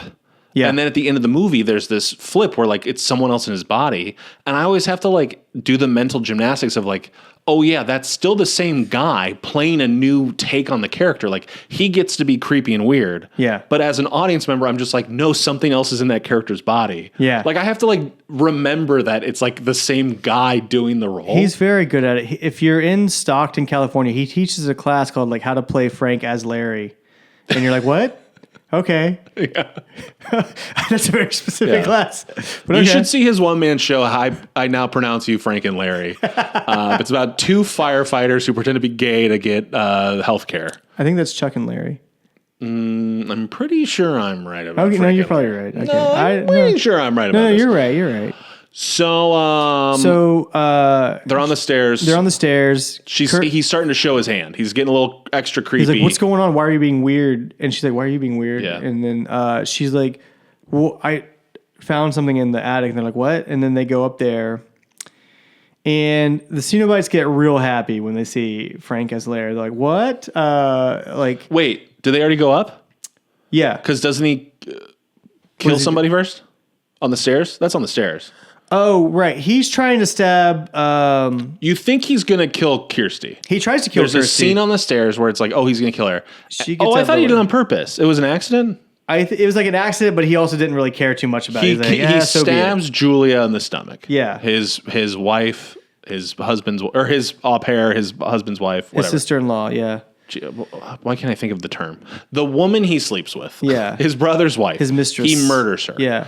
I guess it's on accident. I thought it was on purpose, but. Yeah, because he was trying to stab Kirsty. He doesn't feel too bad about it. He's like, And, well, I think part of it is he gets more power because he killed another person. Yeah. He's getting her juices or whatever. "Ew, So gross." goes upstairs into the attic, and he's about to kill her. Cenobites are there. Mm-hmm. They show up. Immediately, Pinhead is like, "Avert your this isn't for your eyes, child." Doesn't he say that? Yes. This isn't for your eyes, child. And then Frank responds with, what was it? "You set me up, bitch," or whatever. Oh, I yeah. was like, wow, okay, chill out, bro. Suddenly, yeah. Suddenly the tables have turned. Speaking of that word, last night I went and saw Hard Boiled. Have you ever seen that movie? The John Woo Oh, no, action I movie? haven't. I've heard it's good. Rocks. Yeah. But there's, they always do that thing where it's like someone's really mean to the woman and then she stands up for herself and, like proves like women can do anything.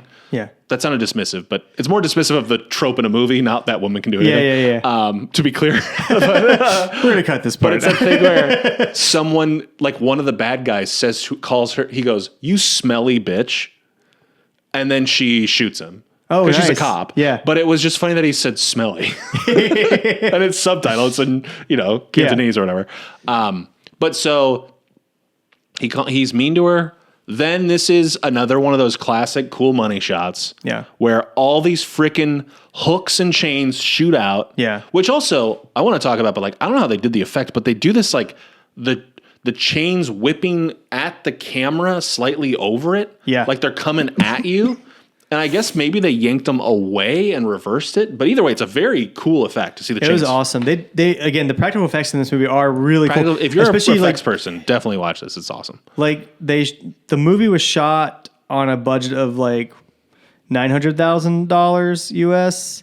And then after Clive Barker started turning in footage to the production company, they're like, "We'll throw in an extra 100,000 because this looks pretty good." Yeah. And he's like, "All right." Sick. Yeah. They're like, "Hey, we like this pervert movie Yeah. you're making." So like it was again shot for very low budget, but they did so many cool things with what they had on hand. Yeah. Yeah. So all these hooks grab him. His face gets hooked and pulled apart where like everything is pulling off of his face. Yeah. Imagine like his head was in a circle and all the skin is being pulled. His mouth is pulled open. His tongue's all waggly. Yeah. He looks at her. And what does he say? Jesus wept. Jesus wept. And then he explodes. Yeah. His body is torn into pieces. Yep. Blows up. Which that should be the end of the movie, right? That should be it. That was That the should deal. be it. But wait. Oh no. That's not true. Yeah. The cenobites want to take Kirsty still. Yeah. They They tricked her. are into bondage and sadism and apparently lying as well. Do you want a sip of water?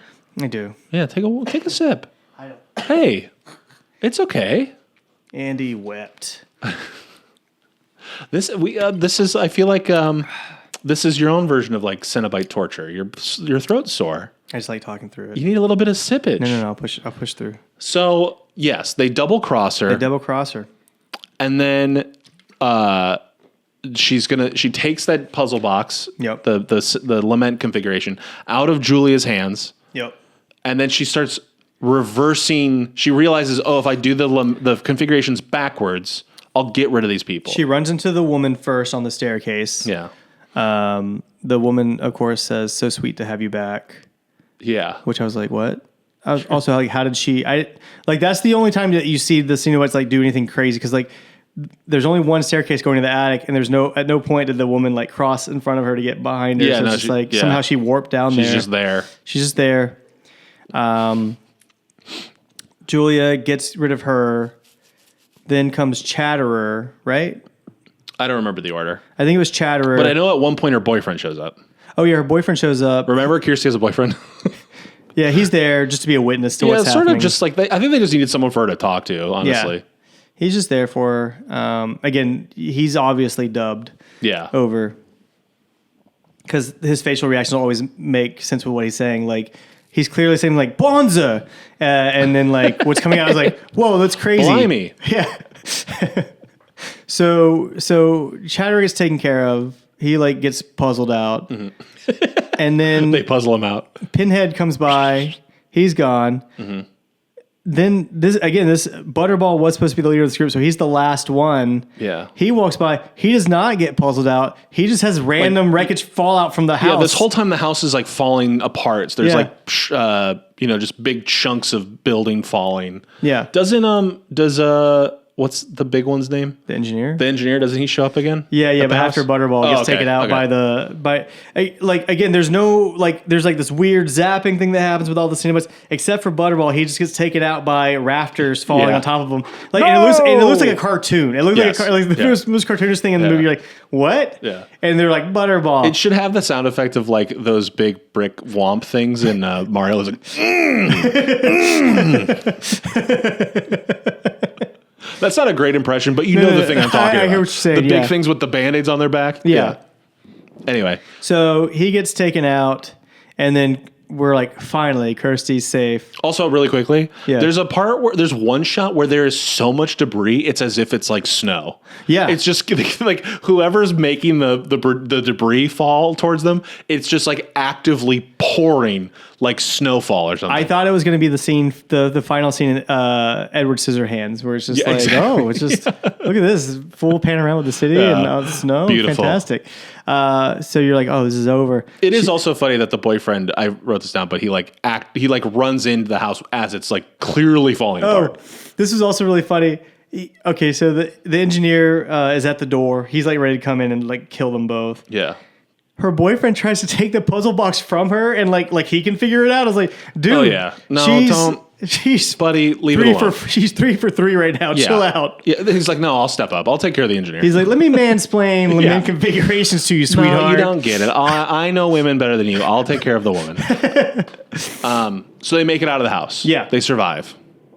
Our heroes survive, just like we hoped they would. Mm-hmm. Then they find a big fire outside. There's a random fire, just like a burning pyre, whatever. Yeah. Kirsty decides to throw the puzzle box into the fire. Yeah. Which also, quickly, is the lament configuration the name of the box or the name of the action of turning it? I think it's the configuration of the box. Like once you get to a certain thing, you're like, okay, this is what's going to summon the things. Okay. Because like a configuration is just a pattern. Yeah, right. So you're like, that's it. So it can't be the box. So the box itself is not called the lament configuration. I don't think so. No. What's the box itself called? The box. It doesn't have a name? It's like the woman. Yet Butterball is like, yes, that thing needs a name. Yeah. Everything else can just be referred to. Listen, Clive Barker has fought tooth and nail over not calling that guy Pinhead, but Butterball he was cool with. He's like, no, that guy's fine. What? Yeah, he's fine. Butterball's fine. Chatterer, totally cool. The woman. Yep. I don't know. I'm not sold. Okay. Dear listener, let us know if the lament configuration is the box itself or if it's the thing they do to the box. Yeah. Thank you. Mm-hmm. Okay, so she throws the box and or configuration into a burning pile of shit. Yeah. Burning pile. And who shows up? That hobo. Our old friend the hobo. Yep. Who walks directly into the fire to grab the box. He does say ouchie when he does it. He's like, ouchie. Yeah, he does like big steps. Yeah. And then he turns into a giant skeleton winged bat like monster pterodactyl thing. Dragon looking thing. And it is a cool effect. It's practical. It's a super cool effect. I was like, again, they made this movie for $1 million. Like, how did they get all this stuff in here? This is crazy. It actually is impressive. Like, because I guess a lot of stuff was inside of a house. Yeah. But it's that thing of like they keep things so mundane that when they go kooky, like it really, you're like, whoa, this is like a whole. Right. Where are we now? Yeah. And so the winged thing kind of looks like one of those giant skeletons people have in their yards around Halloween, like the really, really, really big ones. And then it flies away. Yep. With the box. Yep. And then I think, don't we cut back to Morocco? Cuts back to Morocco. Same dude. Same merchant. Same guy just showing up, putting down a wad of cash. He's like, what's your pleasure? What's your pleasure, sir? And then credits. Mm-hmm. That's our movie. That's Clive Barker or Charles Barkley's Hellraiser. We've reached the end of the first movie. I think this movie rocks. I think it's great. It's a really cool movie. It's really fun. Yeah. It's like the thing is, it's so based in sadomasochism and leather and blood and chains and whips and hooks and creepy stuff. But it is a lot more fun than you would think. Yeah. Like it's a good time. Like it's all implied. All that stuff is implied. Like they're not showing, because I think there was like a scene where Joey gets spanked or something like that. And it sounded like you said Joey. Joey? No, never. I appreciate you coughing directly into the microphone. I'll just have to go back through and cut the coughs. Sorry. It's the cost of doing business, right? I don't know. But anyway, Julia's getting spanked. Julie's getting spanked, and the board was not okay with that. They're like, we got to cut this. Spanking was the problem? They were like, we don't like that. Maybe they thought she was in trouble. Yeah. They're like, we don't like seeing a woman punished on screen. What did Julia do? And they're like, nothing. She's enjoying it. They're like, no, I don't think so. Yeah, she also spanks Frank in a scene as well. And I think they were like, we can't have a woman with a name in this movie. Yeah. Please. And he's just be the woman. Yeah. Now we're going to do something I'd like to do, which is tell you some things I wrote in my notes that I don't really know what they meant anymore. Okay. So a couple that I skipped that I'm like, oh, I want to. So many people have dirty teeth. Yeah. And I don't want to be that guy, but like the movie's British. And I know that like teeth in Britain is like a thing. Yeah. I'm not saying British people have bad teeth, but it is just so funny when someone gets gross, or like the Cenobites, or like Frank or Larry when he turns into Freaky Larry. Like there's so much like gunk on their teeth. Yeah. And it is like sort of a British guy in the 70s who smokes a lot look of gunk. You know what I mean? I think they don't talk about this a lot, but like that is one of the downsides to bondage and sadomasochism is bad teeth. Yeah. Your teeth get rot over time, and I don't know. It's kind of like how people didn't used to talk about smoking, like make your shortness of breath and give you bad teeth and bad breath. Yeah. Well, the more you're getting whipped, the less you're flossing. Mm-hmm. So I think that's the main issue there is like gargle more. Spend less time thinking about lament configurations, more time thinking about your teeth. If there's bloody fingers in your mouth, it's hard to keep your teeth clean. I'll tell you what. I will tell you that for sure. I'll tell you what. So here's some stuff I wrote down. Like, what the hell was this? I wrote in quotes, "Do you want a cookie, little girl?" Does someone say that? I don't think they so. must. No. Otherwise, why did I write it down? Why did I write it down? I think you were thinking of alternatives to Come to Daddy. You ready for a really good one? And for what it's worth, we were going to record a week ago. Yeah. I came down with a cold. Right. Decided to watch anyway and take notes. Yeah. To prepare. Yeah. But I was like in that like cough medicine haze a little. One of my notes was weird comparison, John Wick. Yeah. What did I mean by that? I think it was that scene where Kirsty's at the docks walking around and you're like, oh, you know what? I know what it is. Yeah. Okay, this is something I love in media. Was it from Kirsty's at the docks? It's not the docks. Oh, okay. Kirsty used to work on the docks. Yeah. Kirsty used to work on the docks. So I really like in media, a movie, a book, whatever, but I feel like the movies do it better, especially when a movie's based on a book, they pull this off. I love when it feels like a complete world, but you're only seeing a story within that world. Oh, yeah. Kind of hard to describe. But this is a really good example of like, there's so much like, what is that puzzle box? Where did it come from? Who are these freakazoids that come out of the walls? Yeah. Where do they live? What's their story? Like, and again, for a movie whose poster image is Pinhead, he's only in 2 or 3 scenes. Yeah. Has 4 lines, 5 lines, whatever. Yeah. Like it's pretty a small aspect of and it's such a looming presence of the movie. Mm-hmm. But I think it's so fun to watch. Like basically, like you said, it's this guy trying to get his skin back, but there's this feeling of like, wow, there's so much to this world. Right. But you're only seeing like one little story within it. I love that about it. And the first John Wick is like that, where it's like, what, they got these like coins and there's this whole like bartering system and the cops are in on it. And there's a Continental Hotel that all the assassins live in. You're like, Pinup what? girls working the telephones. Yeah, and you're and like, all okay. that stuff where you're like, what is this place? Yeah. I like all the John Wicks, but I feel like the first one really captures like, what is it? And this franchise, similar to the John Wick one, is I know that part 2, it's like, let's go in it. Like now that we've teased that world, let's like see a bunch more of it. Yep. So, which is exactly what happens in the second. we can second drink movie. some water. Oh my God, this is bad audio, Andy. I'm sorry, but Candy, what are we going to do with this? okay. That's exactly what happens in the second movie. It's just more of what this world is about. Well, very cool. Hellraiser also does some fun things with like subtitles and like the names of the sequels. Mm-hmm. So the second one is actually called Hellbound: Hellraiser. Yeah. Not even Hellraiser 2. I think it's Hellbound or is it Hellraiser 2? Hellraiser, Hellbound. No, it's definitely Hellbound: Hellraiser. Yeah. I just can't remember if it's Hellraiser 2. Which is what he wanted to call the first movie. He wanted to call it Hellbound, and they're Yes. like, no. It is called Hellbound: Hellraiser 2. Jesus Christ. Sorry. No, it's okay. It's funny. You're giving us material to laugh at. Well, hell yeah. Yeah. They didn't like Hellbound because they found it too depressing. But like Hellraiser, they're like, okay, it's lifting up. Yeah, They like it's that. uplifting. That's yeah. good.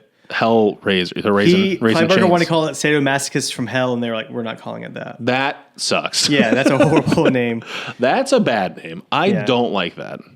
I forgot a little feature I thought would be a fun thing to do on this. Okay. But I want to look up the other horror movies from 1987. So this is kind of like what was going on this year. All right. I will say 1987 is a murderer's row of horror flicks. Top of the list, we got Evil Dead 2. Oh, wow, yeah. Evil Dead 2, unbelievable. Another great one, Creepshow 2. Okay. Dream Warriors, Nightmare on Elm Street 3. That's great. Arguably the best Nightmare on Elm Street. Yeah. The only thing I would say is that's the one where, because it's not set at like a school, it's sort of like zagging from the main thing. It's sort of like how Empire Strikes Back is probably the best Star Wars, but you need Star Wars to like see the alternative version. You know what I mean? You holding a cough? You really? You don't have to like stop breathing. Monster Squad. Great movie. Dolls. The Gate. What else? Prince of Darkness. That's a fun one. Yeah. Hello, Mary Lou. Prom Night 2. So we're getting a lot of like seconds. Mm-hmm. House 2, the second story. Return to Salem's Lot. Wow, yeah, a lot of second ones. Ghoulies 2. I guess maybe Evil Dead. Lost Boys. Which, do you consider Lost Boys a horror movie? No. Me neither. I like it. I like Not it. a Yeah, horror I movie. thought it was cool. Predator, also 1987. Again, I wouldn't call it a horror movie, but I think it seems too cool. Lost Boys. I would argue both seem too cool to be a horror movie. Yeah. Predator, for sure, an action movie with horror elements. Yeah. Lost Boys, I mean, what would you even categorize Lost Boys as? It honestly, God. Unbelievable.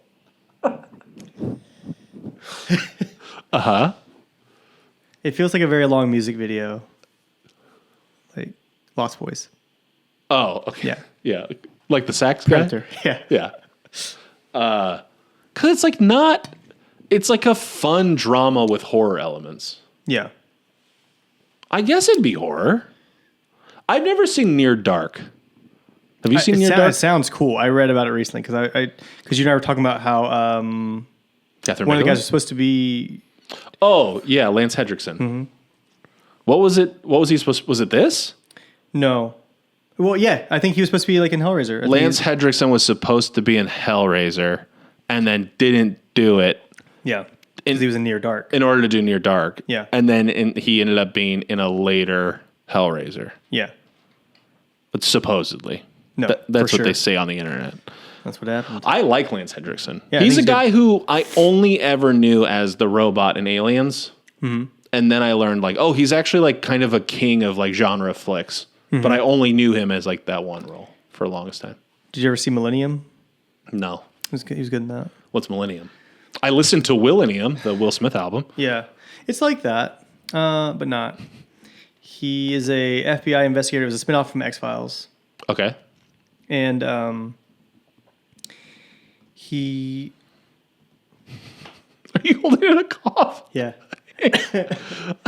I can't remember if he's like can foresee the Holy future shit. or he knows prophecies or whatever. Uh-huh. But he...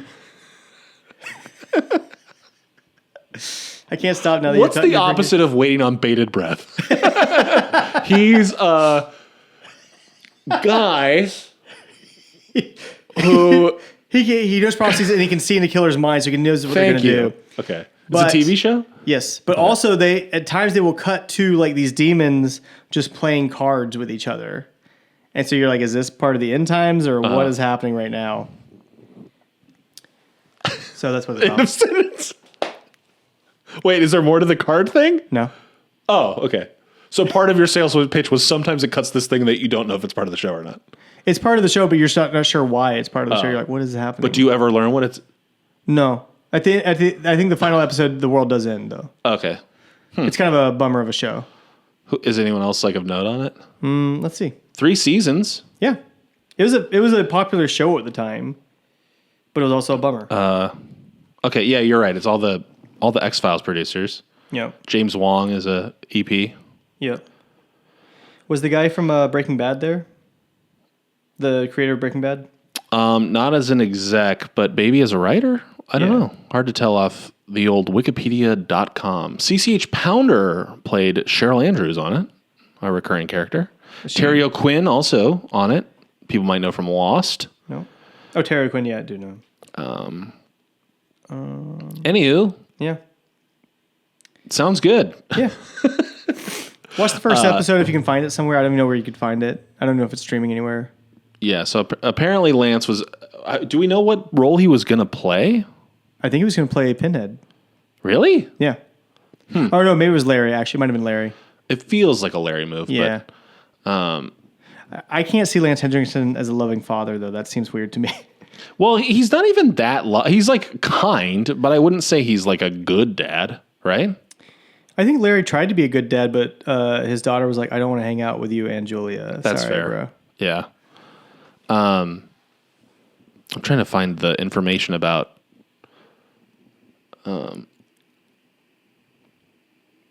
where I saw that thing about him wanting to be in it and not being able to be in it.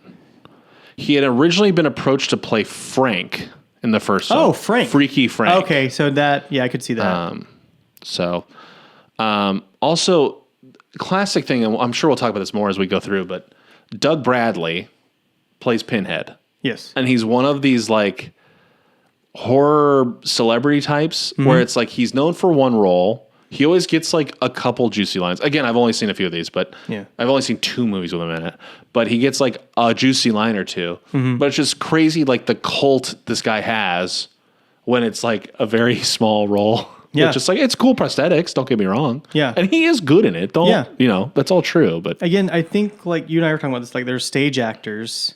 So they have this like presence throughout the movie. You're like, oh, okay. That's pretty cool. Even though they're not really doing much. right. My friend. So, as far as like landing the plane here, like I guess we should rate these as we go along. Sure. I don't know if we want to rate them on like a scale or just place them like rank of like what How many pins in the head? first to worst. Yeah, how many pins in Pin's head? Yeah. Out of what? How many pins? 100? Sure. Yeah. How many pins? You have a Pinhead mask on the table. Yeah. How many pins do you think are in that? I'd say like 55. Well, I'm looking 2, 4, 6, 8, 10. I bet there's at least 75, but probably less than 100. Yeah. How many times do you think I've gotten poked by one of them? They're not very pokey. Can you put it on? Yes. Will you put it on? Oh, okay. Sorry. I misunderstood. Are you? Yeah. Are you able to put that on? That mask? Yeah. They are pokey though. See, Oh, they're a little. Oh yeah, that one. Some of them Yeah. have like a little nub, but most that of them one have does like not. little caps, but one of them I lost at some point. Did you have to put them on when you got that? No. Most of them were on already. No, but it almost looks like they have to be like administered because that one's missing the nub. Yeah, I don't know why they allowed them to be taken off, but they were like, Yeah. these come off. So you could just be head. No, I appreciate you keeping your hat on. Why wouldn't Yeah, you look like if Pinhead was Joe Dirt. I'm not kidding. Truthfully, you look exactly like the fucking guitarist from Limp Bizkit. What's his name? Borland. You look like Wes Borland. And again, bad teeth. And not enough teeth. The mouth on that, it's missing obviously you can't like show molars. Sure. But it really Are you looking at here? Yeah. Okay. Of course. Also, like just the green shirt with your facial hair sticking out, you do kind of look like a trucker. You look like if Pinhead was a trucker. You look like Would you watch that movie though? I would. if Pinhead was at that diner in Dumb and Dumber. Oh yeah. With the salt shaker, that's what you look like. I will say this is terrible audio, so maybe we lose the mask. Oh man. It's kind of hard to hear you. Okay. You look cool though. I would watch the Cenobite trucker movie though if there was one. I feel like that'd be a really good time. I'm actually, because you've seen them all, I wouldn't be shocked if you were like, I'm excited for you to watch the trucker one. Yeah. I wish there was one. Well, we should talk about going forward. Okay. So, again, there's 11 of these. Is Yeah. it 11 including the reboot? Yes. Okay. So I've seen 3 of the 11. Yeah. 311. 311. Yeah, I was gonna say. Do you think 311 has seen it? Do you think Nick Hexum has ever watched Hellraiser? I know for sure he's seen at least like one or two. Yeah. Do you think when they put it on, the other guy, the rapper, not Nick Hexum, but the rapper, does that, yeah, like he does at the top of, When the pins in the head come down to the like, I don't know if he a like dream of juice. Nick like punches him like, stop, not during the movie, dude. Have you ever made out with a lament config? Fucking child with the what's in my tongue. Omaha, Nebraska. Yeah. Omaha Stylee. Let's go. Shout out. Omaha. What's up, Bobby? I would love to see Justin, a 311 Tanner, 311 Kyle. Yeah, I wonder if Justin's seen 311 at least once, right? He must have. I've Right. seen 311. Have you? Yeah. How was I it? saw him a couple years ago. Did you go on their cruise? No. Oh. I should have. What's the 411 on that? The cruise? Yeah. They have a cruise. It's the 311 cruise. I think Sugar Ray goes on that cruise as well. And Oh, Sugar are Ray. treated to 3 Mamma days mia. of 311 and Sugar Ray related. I will nonsense. say, if I'm listening to Sugar Ray or 311, I'd love to be on a cruise. Yeah? That feels like cruise music. My cousin's wife, shout out Annette, works for a cousin's company. My cousin's wife. Okay. She works for a company that does like concerts. And during COVID, they had this thing called Concerts in Your Car where they would do shows. You would park in a parking lot and it's like almost like a drive-in, but go to a concert. It was in Ventura. And I went because they had 311, but because we knew Annette was like throwing it, we got to stand like inside of where the cars would be. So like there's the stage, then there's like a, I don't know, 10, more than 10 feet, like 30-foot barrier where like just the crew is standing in like the front of house stuff, the mixing boards, all that in a circle because it's in the round. Okay. And then cars parked behind that. But we got to stand inside of there and watch the concert where like, think of where like as close as you could be to a stage at a concert. Yeah. Almost like the barrier when you go to a show and there's like the barrier where like the bouncers stand. Yeah. Imagine that's like 6 times as deep. And then it's just cars behind that all the way around the stage. But so me and my cousin got to stand inside there and watch them. But what was crazy is like, we're so close that like the guitarist is like making eye contact with us and like kind of like giving us a nod, like, what's up? Yeah. It was cool. That's it was pretty fun. fun. They sounded great. You know what? Hell yeah, 311. Yeah. Get down. I want to see a throwback 311 music video where the Hellraiser Cenobites are like in there and they're like, whoa. Yeah. They're freaked out by it. The Cenobites are like, we're getting out of it. What are we doing here? Yeah. They go back into the hallway. Yeah. The guitarist is clearly trying to flirt with the woman. Yeah. So he's like, I don't like this. Butterball tries to get between them. That's my lady.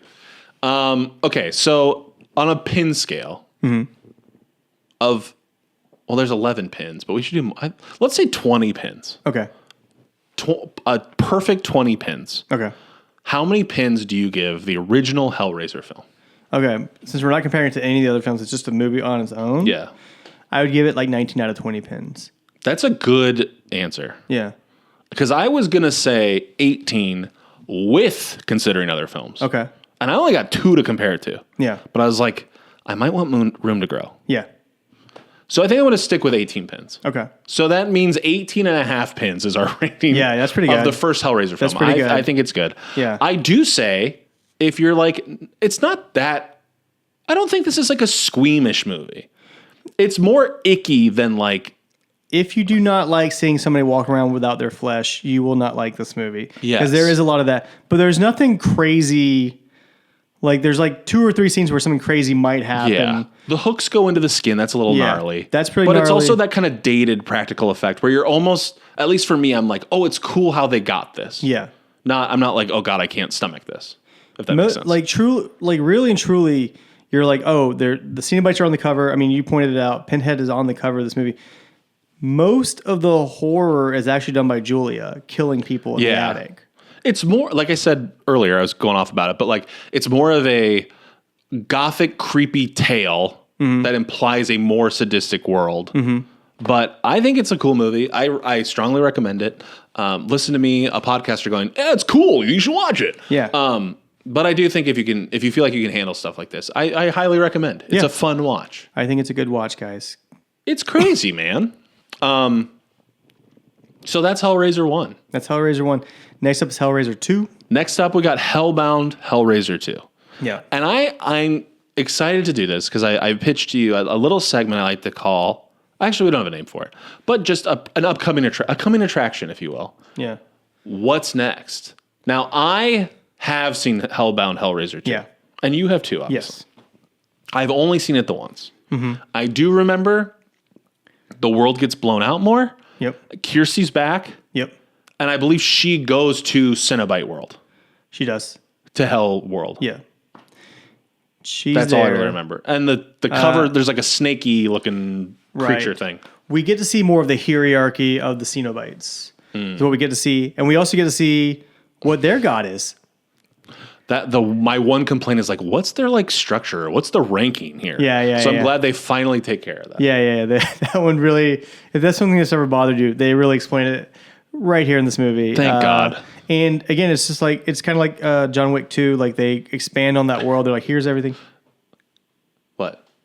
I thought there was a buzzing. It wasn't. Oh. I tapped the wall a little. No. Was there a buzz? I thought somebody's phone was buzzing. I thought you were doing a bit. You like looked around like crazy. I'm like, I thought we did the lament configuration. I was like, are we going to Hell World? That's how we should end every episode with us doing the lament configuration. It should just be me doing a Rubik's Cube. But yeah, like Kirsty, like, and it's one of those movies too that takes place right after I love the original that. movie, Yeah. which I think is kind of fun. But also, it isn't so fun when the actor or actress has like visibly aged. You're Yeah. like, whoa, this is weird now. We can't. Oh, that's crazy. I was 22 yesterday. Now I'm 29. Right. Obviously. Yeah, one day later. That's always fun. I'm very excited to watch it though. Yeah. I'm I think pumped. I think you're gonna love it. It's definitely a good one, as they all are, except Yeah. for one. But And you haven't seen that one. no. So I'm really excited to get to that one. Actually, and you are multiple people who I trust have been like, third one's good. Yeah. Third one rocks. So Yeah. I'm excited for 3 too. Third one is 3 probably as my well. favorite, maybe. But like again, I'm gonna go through all these and really consider that. Because I will say, just a little tease, cough. I remember thinking 2 might even be better than 1. I think it is. I'm fired up to get Yeah. to it. Yeah. Andy, what a pleasure. I love Joey, this. Always love seeing you here. I hope you get a lozenge. I hope you find a fucking Ricola on the way out. I'm not used to talking this much. I'm sorry. You're a stand-up comedian. Yeah, but I take breaths. Yeah, you've just been flapping over there. Yeah, sorry. Anything you want to say, plug, do, dream? Guys, just be prepared for our next episode. It's gonna be Yes, amazing. get fired up. Thanks so much for listening to Raising Chains, the Hellraiser podcast, a Hellraiser podcast. Again, I'm Joey Bergeron, at Joey Bergeron on social media. I'm Andy Ryder at Andy Ryder again on Instagram. And just call him Candy, huh? Yeah. God, what a blast. Thanks again for listening, watching, whatever the hell you did. And that's all. Bye, guys. We need some sort of Hellraiser-based thing to say at the end. Just some dude coughing off mic. And as always, Jesus wept. Thank you. Bye. Bye.